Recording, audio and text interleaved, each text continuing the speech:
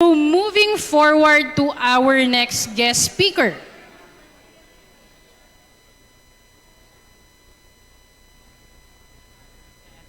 With over a decade of experience in assisting critical national security teams with managing and mitigating cyber risk, He also teach applied cryptography at Holy Angel University as a part of his master's in cybersecurity program. former data protection officer at the Presidential Security Group or PSG, Led the technical surveillance countermeasures or TSCM and electronic countermeasures ECM teams at PSG. former cybersecurity consultant at the National Security Council, Office of the President, Republic of the Philippines, Member of the Philippine Military Academy, Mandala, class of 2006, with service in the Philippines Army, 2nd Infantry Division, and the Special Operation Command. the Senior Vice President of CROL, and a proud representative of ISC Squared, With the topic, Understanding Threats Using Cybersecurity Attack Frameworks. Everyone, let's all welcome Mr. Carlos Eli C. Tingson.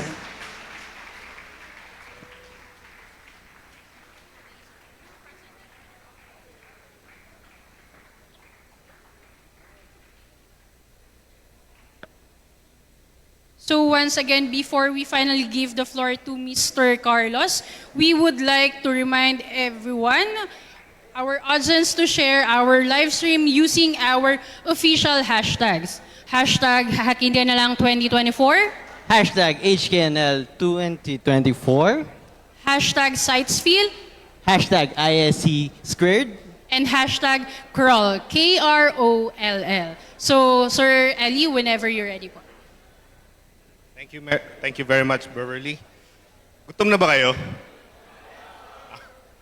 I'll try to make this as short and as fast as possible. So I'll just run through the slides. This is very much comprehensive, but I'll just touch on some very, very important points. Okay. If you can show my slide. So again, good morning. Good noon pala. So today I'm gonna talk about cybersecurity attack frameworks or cyber threat intelligence frameworks. So as what Beverly mentioned, I lead the cyber threat intelligence practice across Asia Pacific for CROL. So CROL is a risk and financial advisory firm that is headquartered in New York, and we have a sizable office here in Manila, based in Makati. So this would be the agenda of my talk this morning. But I'll try to, as promised, I'll try to make it as fast as possible. So hindi ko na magkwekwento na lang ako. So early in February, there was a chief financial officer based in Hong Kong of a very, very large company. And he or she got an email from her or his chief executive officer or CEO instructing him or her na I need you to wire transfer the amount of $25 million. And this is extremely confidential. So, nung una, nagduda siya. Baka baka scam to or alam nyo naman, pag nakaka-receive kayo ng mga text from kung kani-kanino lang, di ba? Duda kaagad tayo. O, may nag-react agad dun excuse me. So nagduda siya. And then he or she got another email saying, okay, join this Zoom call. So attend siya ng meeting. And then true enough, doon sa conference call, nandun yung CEO, the chief legal officer, the chief risk officer, everyone who's very important to the company, nandun. And they were talking about this confidential project that they're doing. And true enough, na-convince siya na, okay, I'm gonna do the wire transfer. So after the call, immediately he or she did the wire transfer to the amount of $25 million. So that's ilang milyon kaya yon sa peso, no? So, pagdating ng Monday, the CFO called the CEO. Sir, confirm ko lang yung ano if the wire transfer went through and if the project is doing or going well as it should be. Ang sagot sa kanya ng CEO, anong wire transfer ang pinagsasasabi mo? I didn't order that. So what happened? Ang di niya alam, sa Zoom call na yun, lahat ng nandun sa meeting niya, they were not actually real people, but they were actually deepfakes developed by artificial intelligence that Mike was talking about earlier. So, as you can see, dun sa slide na pinakita ko, there's a lot of things that we need to consider. So there's the bad guys. And the bounty and the barriers. So security is not just about fortifying your barriers, no. You need to go beyond defense. Hindi go beyond mahulog ako dito. Go beyond defense. Look through the other side. Tingnan nyo kung sino yung mga threat actors, sino yung mga kalaban nyo. Okay? To be successful in securing your organization, you need to know yourself, of course, and know your enemies. Sabi nga ni Sancha, di ba, sa The Art of War. Know your enemies. That's why we need to have a good adversarial mindset when you're working in security. You always ask a question, if I'm going to rob my bank or if I'm going to hack my organization, what should I do? So that's why we need that adversarial mindset. So in cyber threat intelligence, we love this saying na, there's a lot of unknowns in the battlefield. So Donald Rumsfeld was U.S. Defense Secretary for quite a long time, and he was Defense Secretary twice yata. So he's like the American version of Juan Ponce Enrile. And sabi niya, there are a lot of known knowns, yung alam natin na alam natin, but there are also known unknowns, yung alam natin na hindi natin alam. Pero ang pinaka-importante sa lahat is yung unknown unknowns, yung hindi natin alam na hindi pala natin alam. So those things in the military are what we consider as the fogs of war. So we try to eliminate that. We make the unknown unknowns known unknowns, and ultimately make them known knowns. Alamin natin lahat. So in other words, sa intelligence practice, kami yung pinakamarites, because we try to know everything and we don't leave any stones unturned. So, to know your enemy, we look at different CTI frameworks. So there's a very common model, yung diamond model. Okay, so this is a diamond model. It's very simple, very intuitive. Ang ginagawa is just look at your adversaries, the capabilities, and the victims, and the infrastructure. So parang diamond, and then you cross it to each other. And then there's the cyber kill chain developed by Lockheed Martin. Ito. So it's like a chain, and it communicates yung flow ng attack from reconnaissance until the exfiltration or yung actions on the objectives, yung accomplishment of the mission. And then there's MITRE, or MITRE ATAC. So it's very useful in tracking down to the TTP level, or yung tinatawag natin na tactics, techniques, and procedures. And lastly, because I'm from Kroll, we also have the Kroll intrusion life cycle. So magkakaparehos lang sila, pero let's try to look at the different frameworks. So unahin natin yung cyber kill chain. So as I've said, cyber kill chain is its aim is to identify what the adversaries need to do in order to achieve their objectives. So they need to accomplish yung mission nila. And what is their mission? To get your data. Okay? Or to get your hard-earned money. So those are the Those are the things that the criminals want to do, or the cyber criminals want to do. So on one side, sa aggressors, yung threat attackers, they need to complete the chain. So they need to accomplish from the reconnaissance stage until weaponization, to delivery, to exploitation, installation, command and control, and then actions on objectives. So kailangan nilang kumpletuhin yun. On the other side, sa side natin, the good guys, we want to cut the chain. No? Kailangan nating putulin. And we do, as much as possible, we don't allow them to accomplish their mission here. So that's the defenders and aggressors dilemma.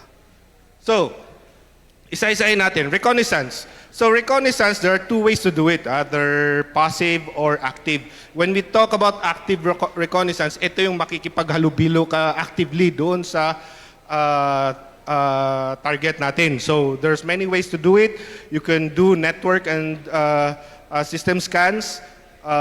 You can look into their website, for example, and do a net scan. No? But maingay yung mga yun.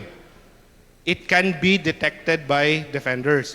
Now, if you want to do a more passive reconnaissance, threat actors actually go into the social media accounts.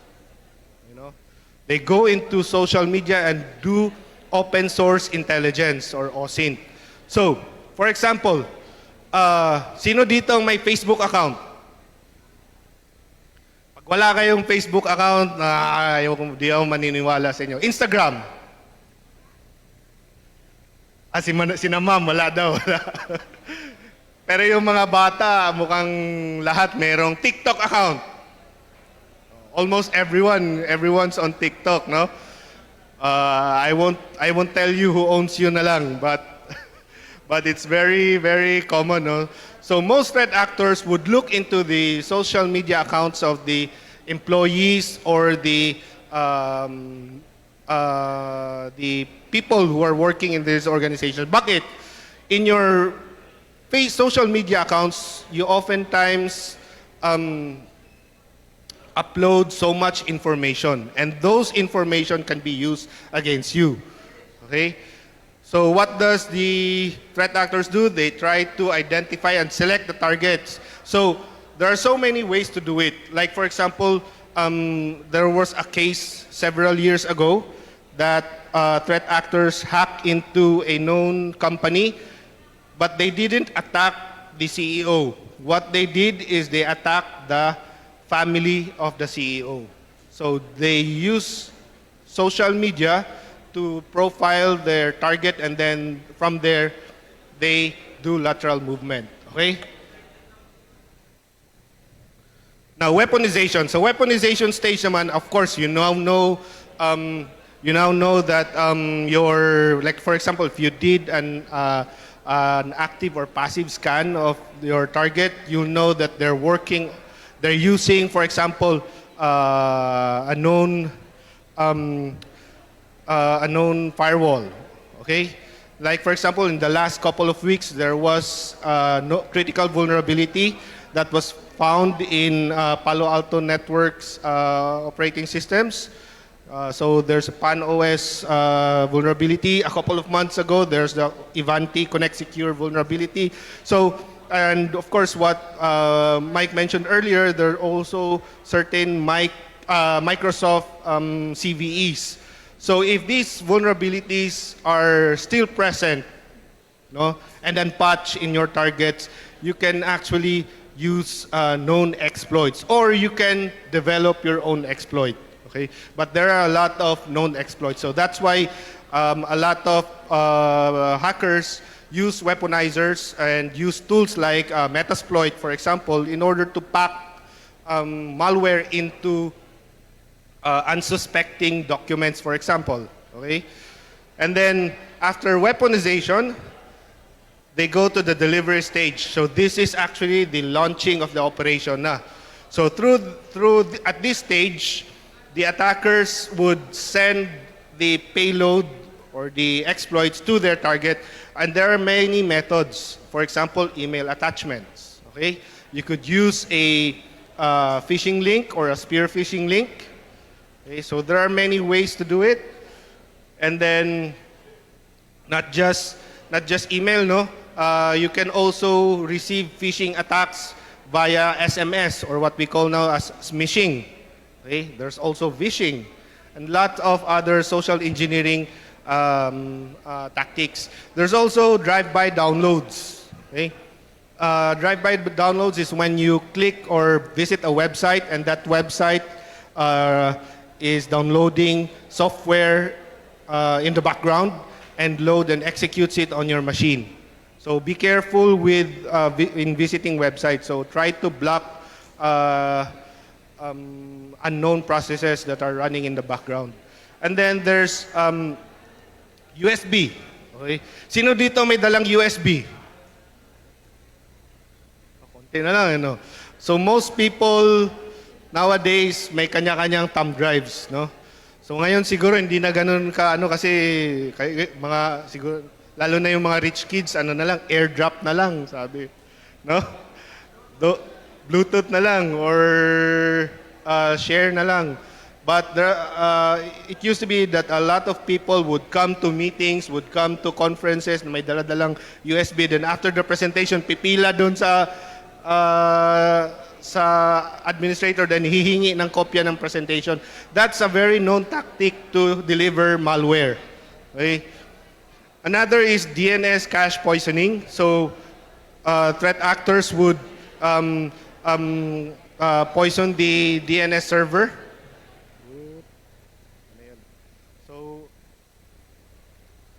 So threat actors would poison the DNS server. So instead of sending the victim to the legitimate web server, i-direct siya to the attacker or the compromised server.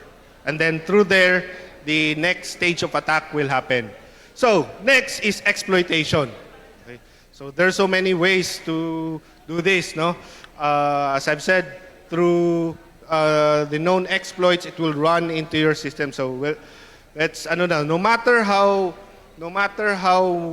we fortify or we try to fortify our defenses, if there are exploitable vulnerabilities within our system, not just technical vulnerabilities, but ang pinaka talaga dito is yung human vulnerabilities. So as we have said time and again sa mga cybersecurity professionals, oftentimes the weakest link in the chain is the humans. So palaging humans yung human error. Okay? So you're not supposed to click on that link but somebody else did. So kaya napasok yung organization nyo. And then there's installation. So when you go into the a drive-by download site, for example, either the threat actor use a dropper or a downloader. So kung nandun na sa binary yung malware itself, it would just run in the background. But if it is using a downloader, so different stage yan, multi-stages yung pag-download ng malware into your system. The first stage would be a malware that connects to the beacon, for example, or connects to a command and control server and then downloads additional malware. Okay? Now, these things is at this stage, the threat actors try to be persistent, stealthy, and use techniques that would be non-attributable. Okay? So, command and control. So now that the threat actor is already within your system, he has to make sure that he has control over your environment.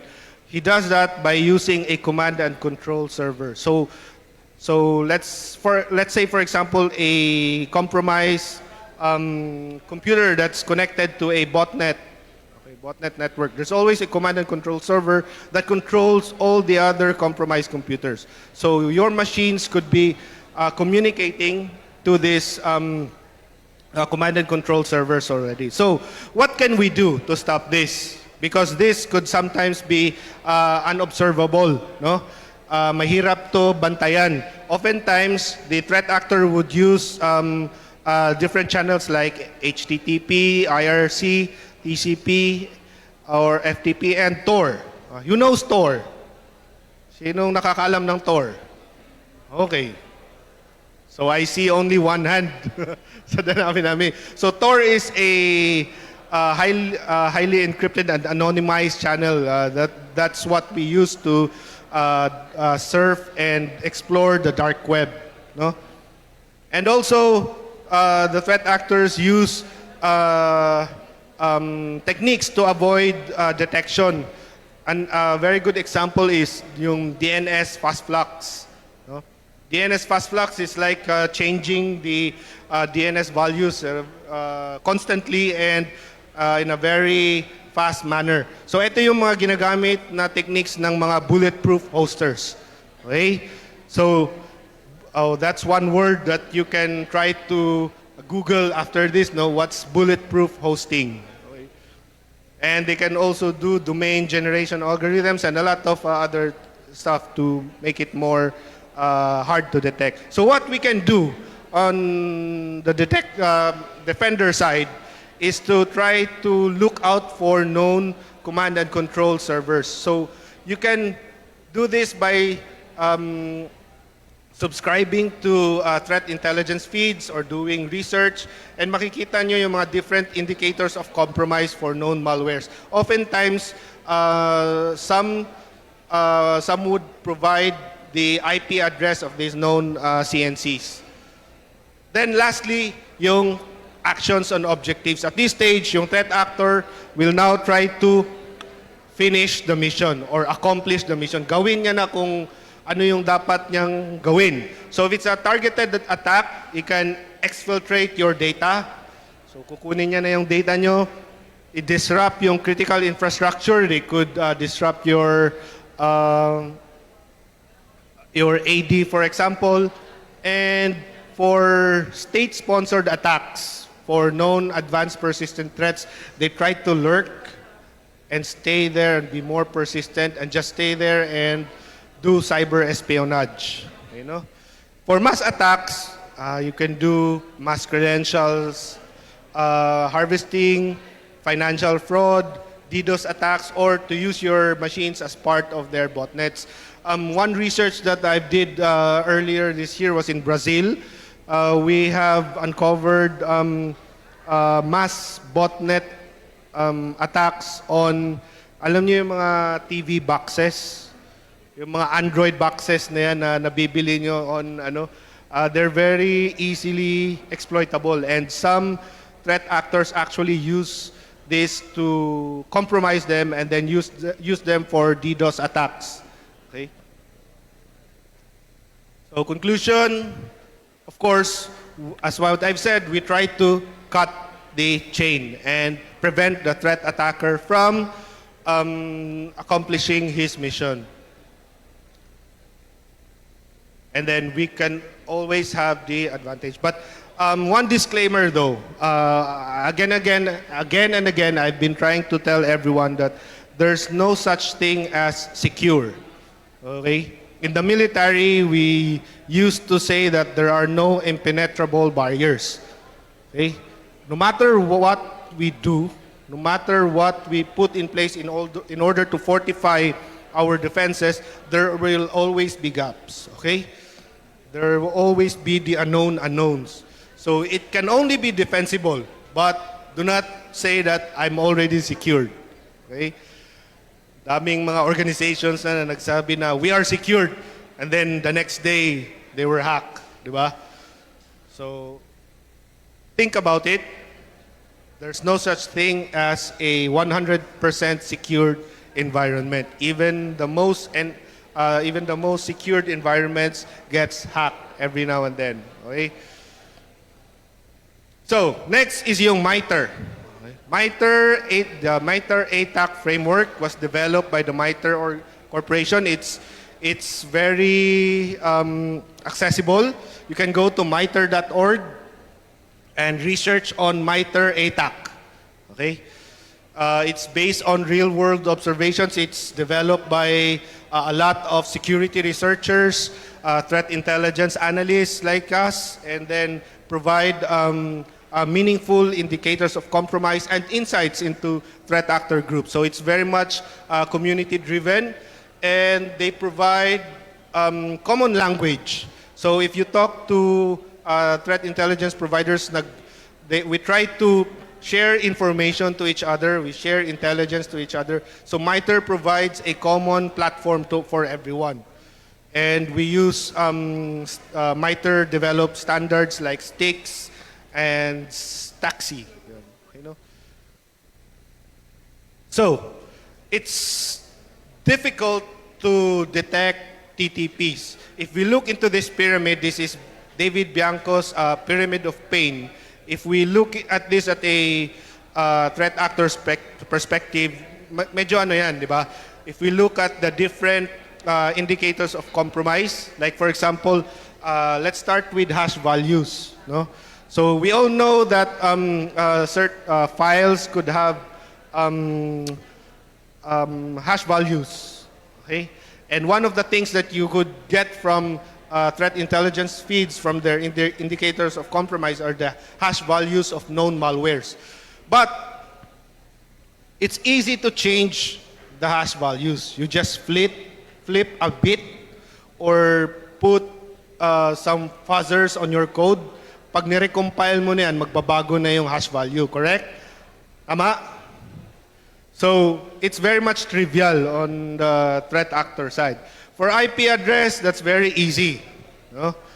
That's very easy. Madali lang magpalit ng IP address. You use proxies, you use VPNs. Yan.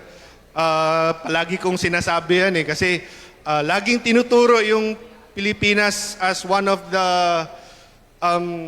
countries known to be watching porn. Pag there's a sinong mga doon, may mga nagre-react agad Naglabas ng study yung Pornhub and number 1 sa listahan yung Pilipinas. And pag nilagay natin yung tiningnan natin sa listahan, number 1 sa listahan sa Pilipinas, Batangas. Tapos number 1 sa Batangas, Lipa. Joke lang. Binaano ko lang kayo. Pero it's quite easy to change IP address. Sabi ko nga sa kanila, maniwala ka dyan. Baka mamaya, they're just a bunch of Japanese or Singaporeans trying to tunnel in through the Philippines, diba? And watch porn, diba? So it's very easy to change your IP address. Also, very easy to change domain names. Magkano na lang ba yung domain names ngayon sa GoDaddy? How much is a domain, for example, for a .com or a .ph domain? I think you can get a domain for as low as 99 pesos or 200 pesos. So that's very easy or simple. Now, network artifacts, gutom na. Host artifacts, madali lang din yun. So ano tong mga to? When you look into digital forensics, may makikita kayo sa mga network traffic, makikita nyo yung mga URLs, mga certain signatures that are embedded into network and host artifacts. But it's easy again. It might be challenging, pero madali lang baguhin yan. Okay? Now, tools, on the other hand, are very much challenging. Okay, no? So what are the known tools? Sino nakakakilala kay Mimi? Mimi is the name of my cat. First name Mimi, last name Cats. Sino nakakakilala kay Mimi Cats? So Mimi Cats is a known malware used by threat actors for credential stuffing or for dumping your credentials. And those are one of the things that blue teamers try to find in their network. So if those tools are present in your network, ibig sabihin, napasok na kayo and someone has already dumped or dumping your credentials.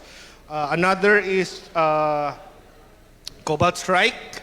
So Cobalt Strike is also a known tool used by threat actors and a lot of other tools. If you go through your journey sa cybersecurity world, marami kayong matutunan dyan. But again, it's also challenging, pero a threat actor can always use different tools. Okay? So that is why what we want to do as threat intelligence analysts is to recognize your threat actors through their tactics, techniques, and procedures. Okay? Like for example, was what I've said kanina, yung nakwento ko na threat actors that caused the transfer of $25 million to their accounts, alamin natin. Okay? So, I remember nung nasa military pa ako in the organization sa intelligence community, there's an intelligence research and analysis division, and there are people there who are like walking encyclopedia of known terrorists, no? So may ate ako doon na tinatawag na pag tinawagan ko siya, sabihin ko, ate, kilala mo ba to si Jimaa Islamia? Alam niya lahat. Matitrace niya yung history, matitrace niya kung saan nagsimula, paano yung leadership, sino yung leadership, and saan sila active. The same din to sa threat intelligence. If we ask a threat intelligence analyst about a certain group, for example, like pinaka-favorite ko ngayon is yung Black Cat, no? Black Cat or Alpha V. Sino nakakilala kay Black Cat? Black Cat. Who knows Black Cat? Black Cat is a ransomware group. So they work on a ransomware as a service model, and they were very much active last year and even in 2022, and they've been responsible to a lot of attacks in the Philippines, including yung PhilHealth breach, no? And they've been very much active, and maraming nangyari. If you're interested, you can do some research on Black Cat Alpha V. It's ALPHV. Magandang kwento siya because they're very criminal and may nangyari this year. So that's for you to research. So again, know your enemy, and that's something that ATAC can do. So if we look into the kill chain and try to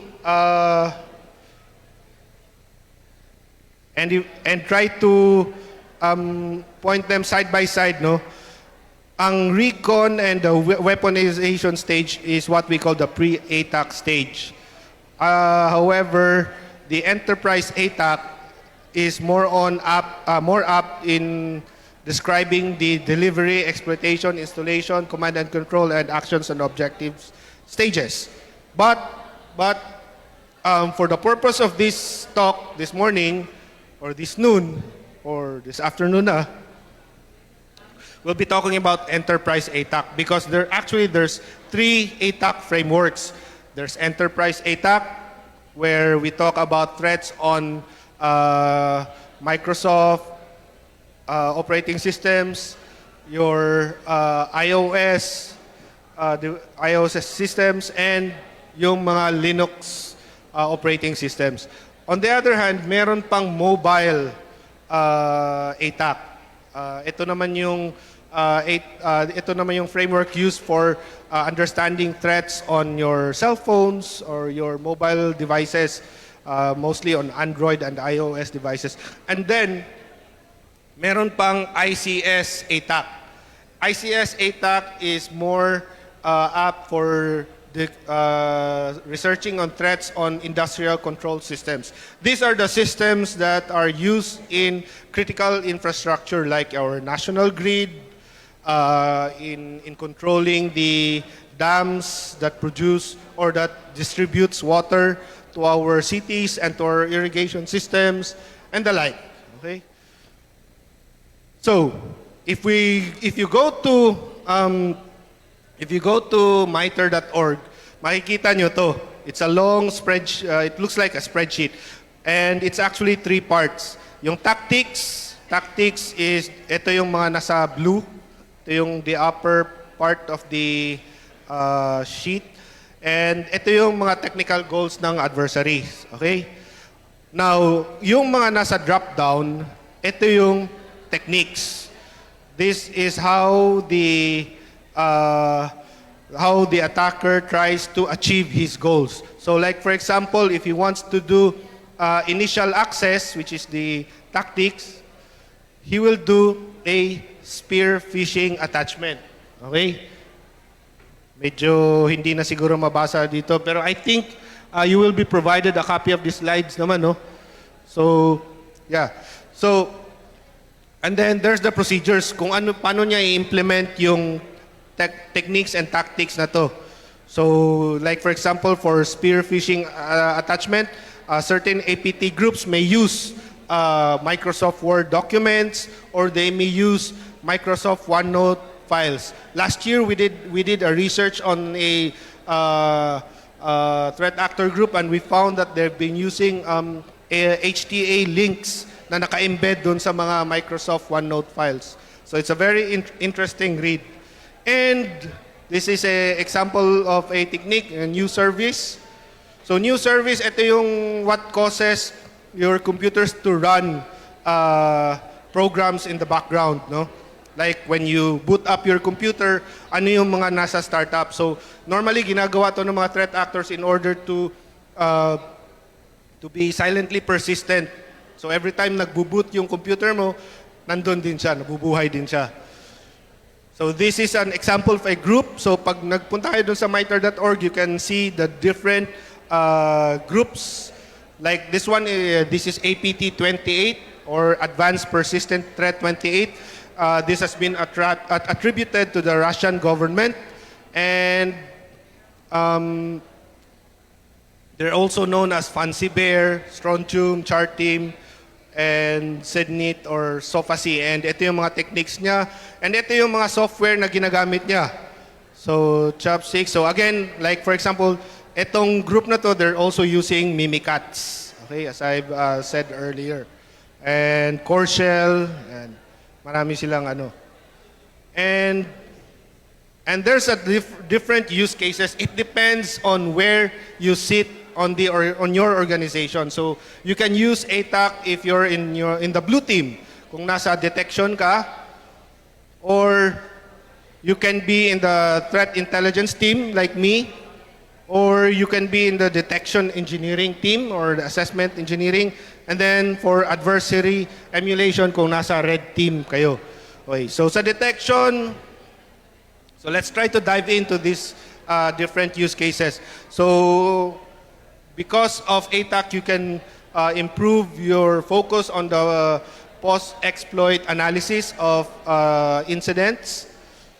So if you want to look at the behavioral analytics, you can check out mga repositories na to, like the Cyber Analytics repository hosted by MITRE. So you go to car.mitre.org, and then there's the Endgame EQL Analytics Library, the Threat Hunter Playbook. Sigma is a known repository for threat intel information. And then, of course, the atomic threat coverage, which are very much available on GitHub. So this is an example of pseudocode analysis. So in detection and threat hunting, host-based data is very much useful, but you need the logs. Okay, you need the logs. So aside from using ATAC for detection, we need to measure the effectiveness of your detection parameters. So you need to have a quantitative or qualitative measure, okay? But again, as I've said, you'll never get to 100% or perfect coverage. There will always be gaps. So that's why it's very useful to use ATAC to map out kung ano yung mga gaps ninyo. So if you go to GitHub, there's the ATAC Navigator. So ito yung site. And you can use this to map out kung ano ba yung mga techniques na kaya nyong ma-detect. Okay? Like for example, sa initial access, hindi ko na mabasa dito eh. So kung hindi ko mabasa, hindi nyo rin siguro mabasa. No? Pero like for example, I think this is spear phishing attachments. So, naka-color code siya. You can color code it para makita nyo kung ano yung kaya nyong ma-detect at ano yung hindi kaya. So, in that sense, pwede nyo makita kung ano yung mga gaps nyo and then try to develop your cybersecurity posture around that. Okay? So now let's go to assessment and engineering. So a very important component sa managed detection and response service namin is yung detection engineering. So these are the guys who do the detection mechanisms and try to automate the detection procedures. Okay? So if you've heard about security orchestration and automation or SOAR, dito namin siya nagagamit. So sa SIM namin, naka-integrate na yan. So what we try to do is try to analyze those logs. So ito yung mga this is a cheat sheet, no? You can try to visit these sites. Now, it's hard to do an analysis or hard to do an investigation kung hindi naka-enable yung logging. Okay? So it's very important to enable these logs. So this is the malware archaeology cheat sheet. So if you want to enable those logs, this is a very good tutorial. CISA, or the U.S. Cyber and Infrastructure Security Agency of the U.S., has also made a good LME, or logging made easy. So this is a very good read. This will guide you. And yung Swift on, no, for Sysmon naman, for configuring your Sysmon event logs. So show the logs. It's very important. Dapat meron kayo meron kayong copy ng logs. And if you can't show the logs, well, it's hard to do an analysis and it's hard to determine what exactly happened. So let's try to So as I've said, it's ATAC can help you in trying to map out what you can and you cannot detect. So, for example, spear phishing attachment, madali lang yan. You can, if you have a email threat protection system, you can actually block it, no? If you practice or if you do, if you have a high level of security awareness among your employees or your students, that would keep them from clicking on those spear phishing links.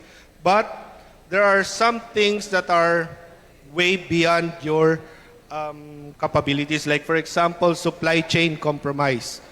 Okay?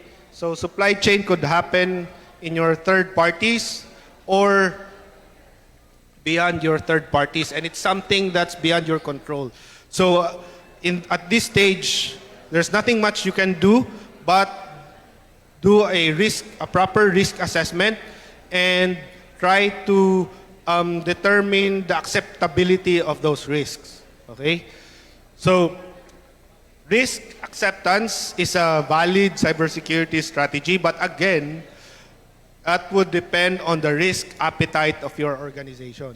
Okay? We cannot totally eliminate the risk, but we try to mitigate them or reduce them to an acceptable level. So what's the level of acceptability? That would depend on your organization.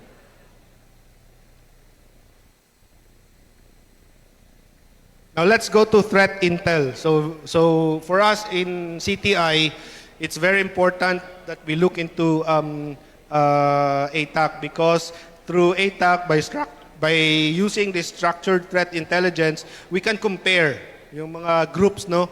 We compare groups to each other, groups to what they were doing in 2022 to 2024, and then ano yung meron sa group na yun, and what do we have in order to detect or to stop them. Okay.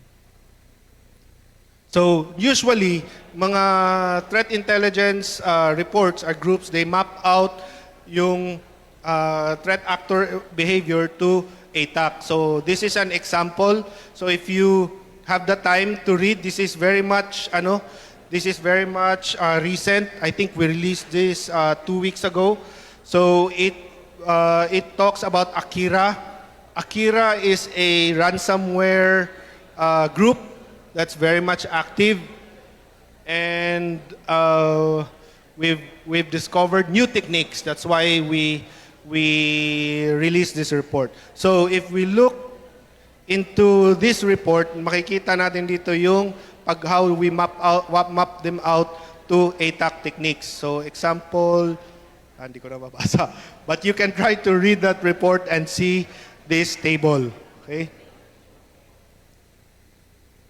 Now, of course, intelligence would not be actionable if you do not have recommendations, or not just recommendations, but meaningful recommendations. So that's what we provide in our threat intelligence reports. So this is an example of the mapping of APT28. APT28 is a cyber espionage group that's attributed to the Russian Federation. And then this is APT29. Now what we do is combine those two. So as you can see, itong APT28 techniques are in color yellow, and then APT29 color blue. Then kung ano yung common to both groups, we put them in green. And we prioritize. No? We try to prioritize yung mga commonalities na to, because this shows na these techniques are quite common among different groups. Okay? And then we overlay then, of course, after knowing the enemy, we try to know ourselves. See kung ano yung gaps natin. And then, upon seeing those gaps, we further prioritize yung mga gaps na yan. Okay? And then from there, we ask for budget. That's very important. Now, so we've talked about defense by looking at detection, and then through how to develop these defenses through detection engineering, and then how to look at these threat actors through cyber threat intelligence. Now let's look at adversary emulation. So as I've said, it's very important to have that adversarial mindset and try to look at the model of the threat actors when you're doing red teaming. So part of our services, Kroll, is to provide penetration testing. You know? So we have a group of highly capable hackers. So sa company namin, we actually hire hackers in order to hack into companies, in order to tell them paano. So we try to hack into the companies. Then afterwards, we tell them, so this is how we hack you. And then they, from that report, they improve their defenses. So very important is adversary emulation. So because some groups have known threat actors. Like for example, if you belong to a certain vertical, for example, if you're a casino, if you look into the casino industry in the last years, like for example last year, some big names have fallen victims to cyber incidents like MGM and Caesars in Las Vegas. And then in December last year, yung Okada. No? So sino yung mga nagkakasino dito? Kunwari wala, no? Huwag kayong magkasino.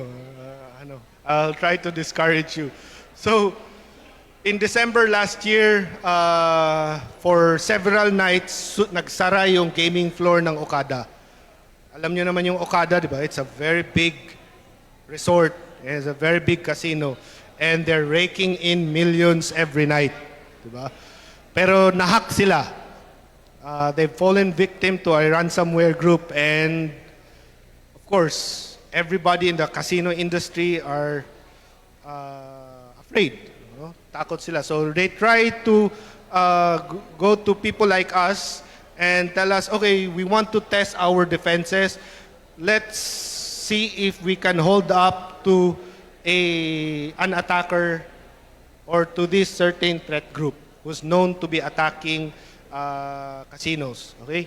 So that's why we do adversary emulation. But paano kung wala kayong red teamer? Wala kayong red teams? Okay? Sabihin nyo, mahal yung services ng red teamers eh. Si Benji tumatawa. mahal. mahal yung services ng red teamers.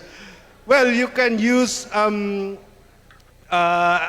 emulators like Caldera or yung red team automation. All these resources can be found in GitHub.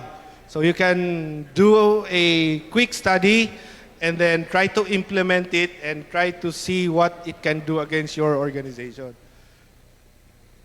So because we're using adversary emulation and by using integrating MITRE ATAC into your red team operations, you be able to mature, no? Mas lalong gumagaling yung ano nyo, yung mas lalong gumagaling yung red team operations nyo. So now, of course, you need to have a plan. So there's a very good example of an adversary emulation plan. So this is also some methodologies on how to use ATAC for purple teaming and for having a threat-based adversary emulation with MITRE ATAC. Okay? So now, we try to sum it up all together. Sabi ko nga, pagsamahin na natin itong lahat.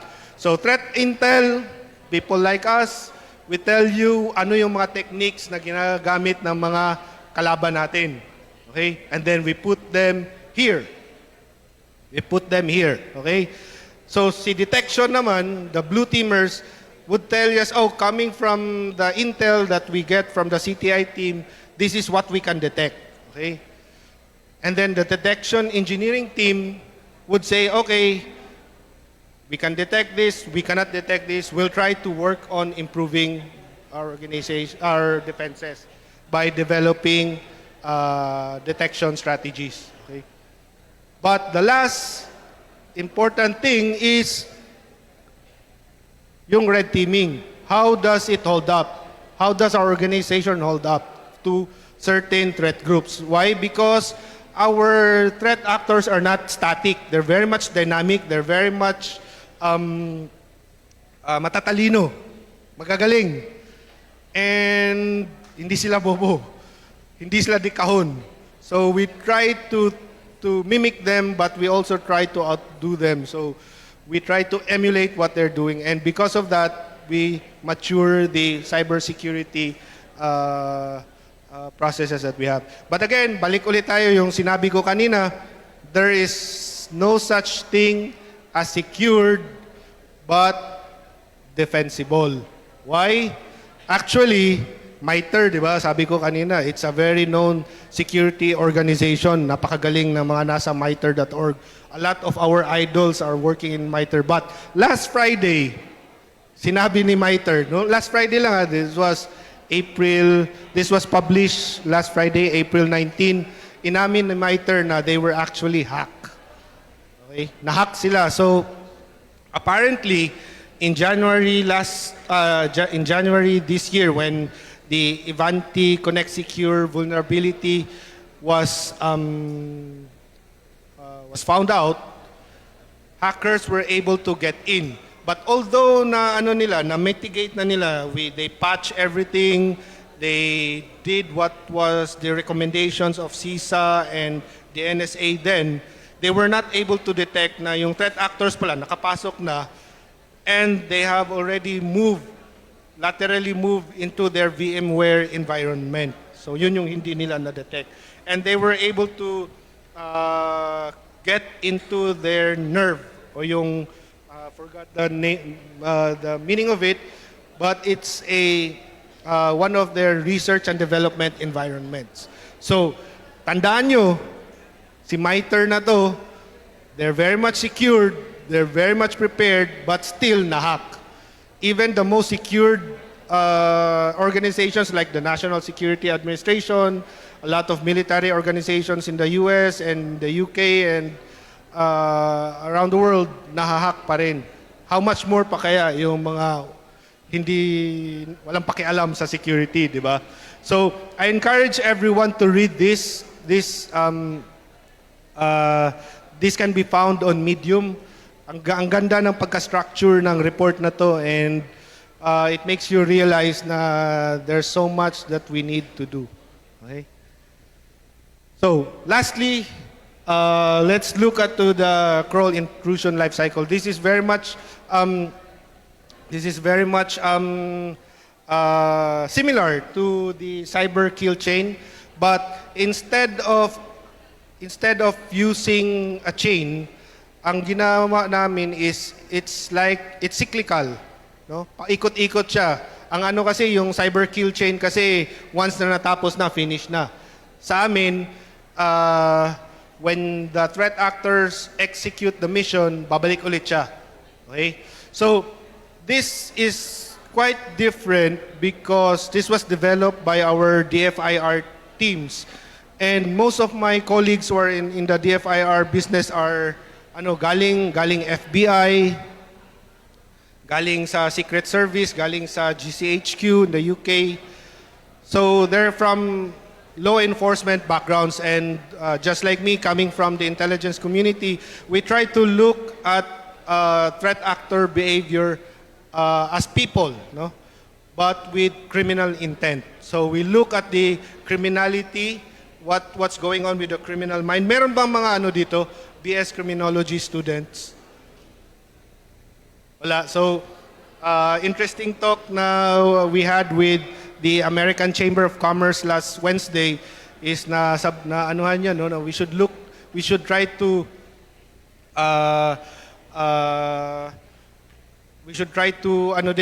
get inputs from criminologists, no, because threat actors are criminals. Basically, they're just criminals, and because they're criminals, they like repeatability, and so the same TTPs and paikot-ikot lang yung ginagawa nila. Okay.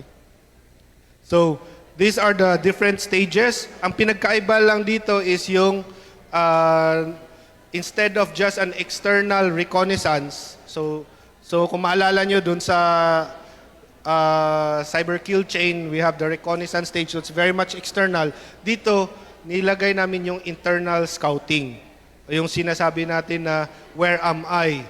No? Moment of probing. So, usually, ang ginagawa ng threat actor, when they come into the system and able to get a credential, for example, and use it, or escalate their privilege, ang unang gagawin nila, isa sa mga unang commands na nilalagay nila or ginagamit nila is, who am I? No? Who am I would tell you kung if you're just a user or if you have admin rights or super admin rights. So aside from doing who am I, you try to see where you sit on the network. Okay? Where are you within the target environment? Why? There's such things that we call the living off the land, or LOTL.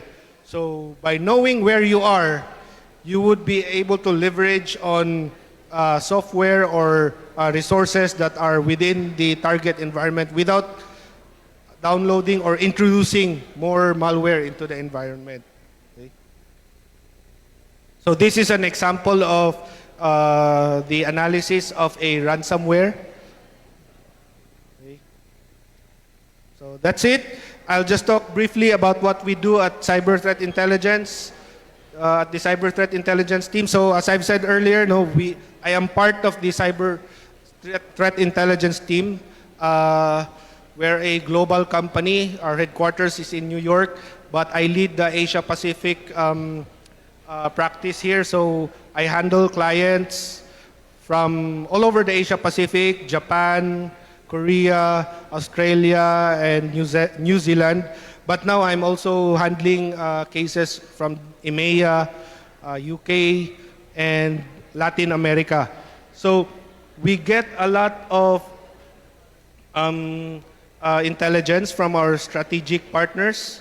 So we have closed source intelligence. So these are the intelligence that we get from closed sources, like if you're subscribing to threat intelligence feeds hindi ko na lang sabihin kung ano, but there are a lot of curated threat intelligence uh, threat intel subscriptions. And then there's, of course, si Kroll kasi, we're one of the leading DFIR providers. Okay? We handle more than 3,200 cases every year. And we get so much intelligence from those cases.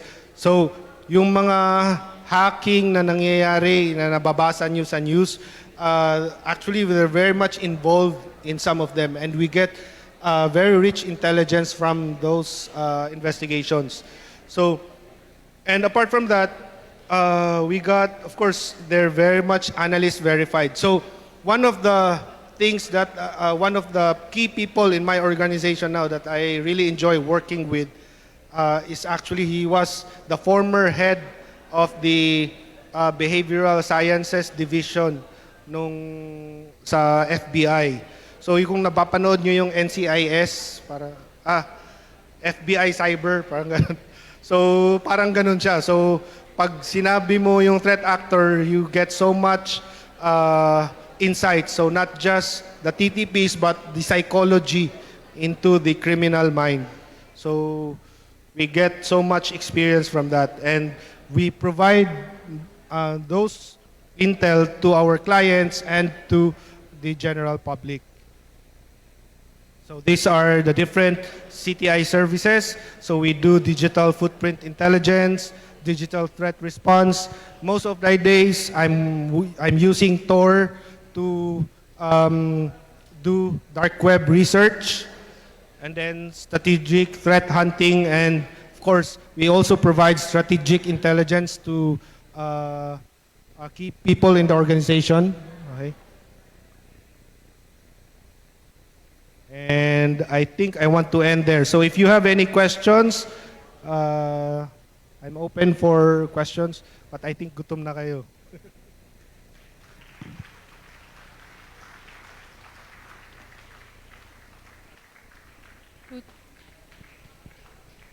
Check. Thank you so much for that very informative talk, Sir Ellie. We would like to ask you to stay for a bit for our Q&A.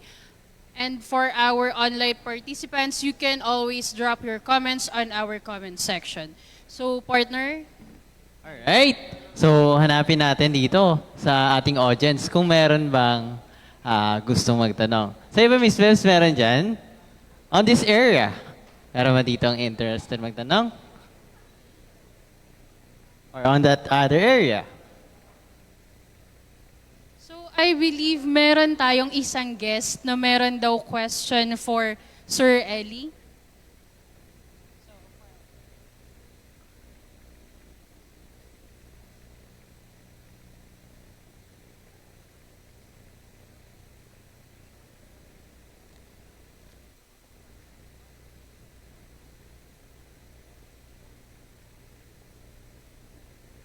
So we have question po from Miss Gabi po.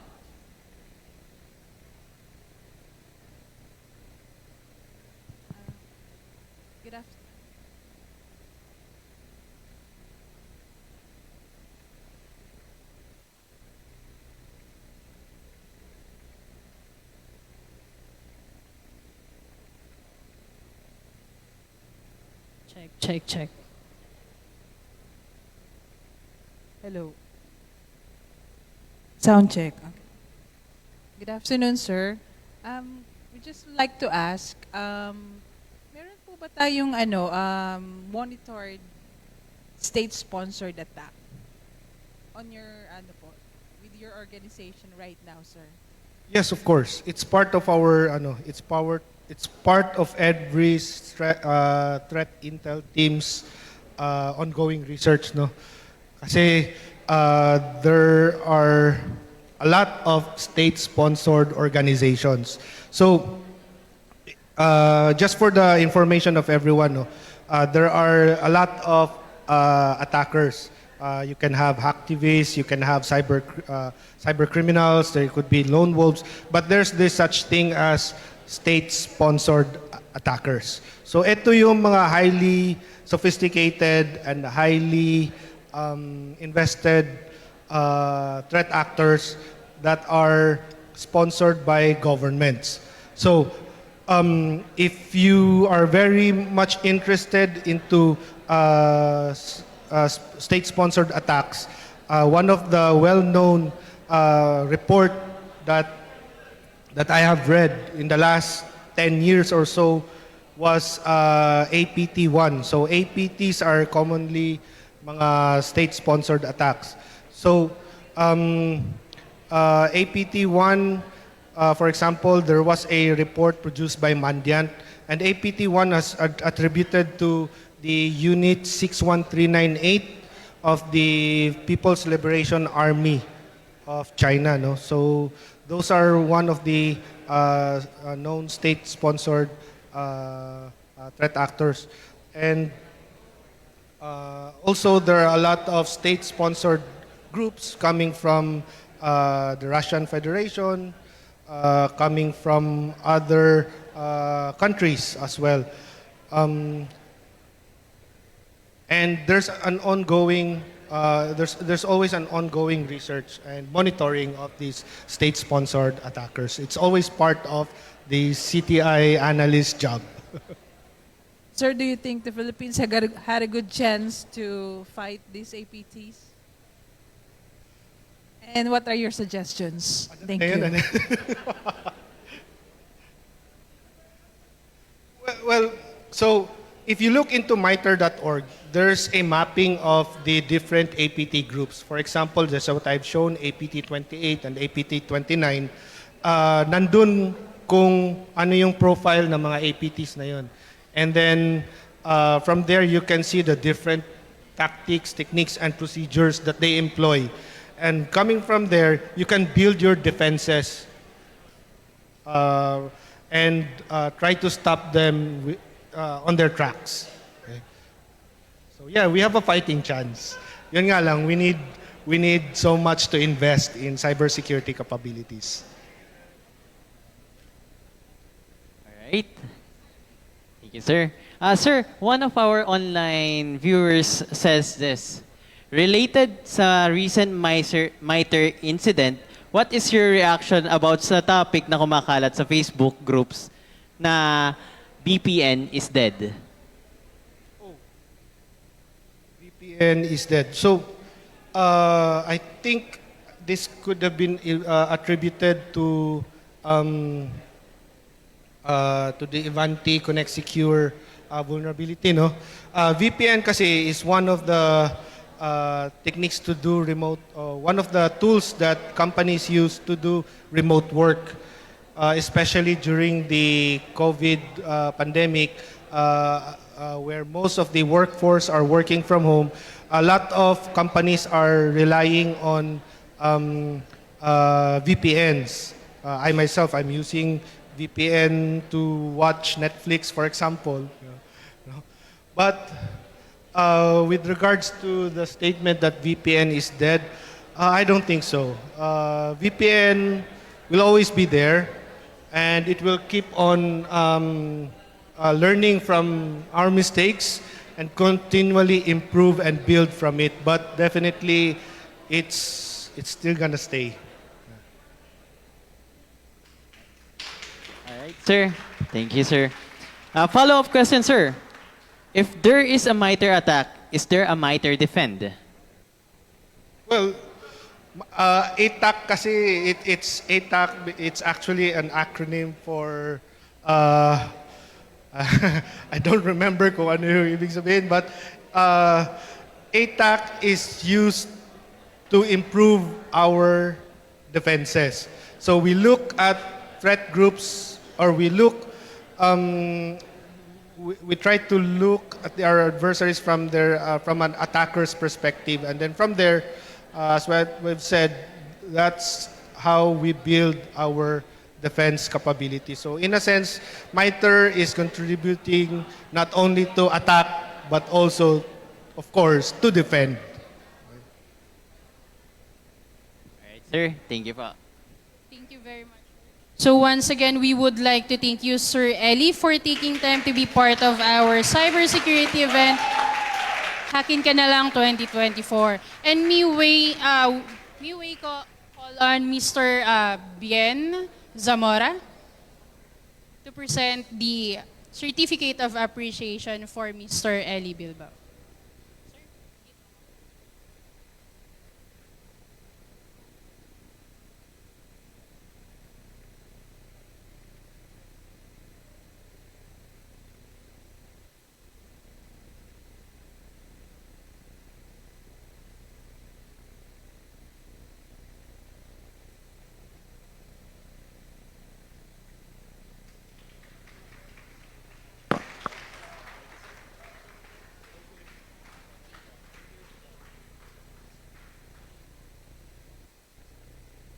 Once again, thank you so much, Mr. Ellie.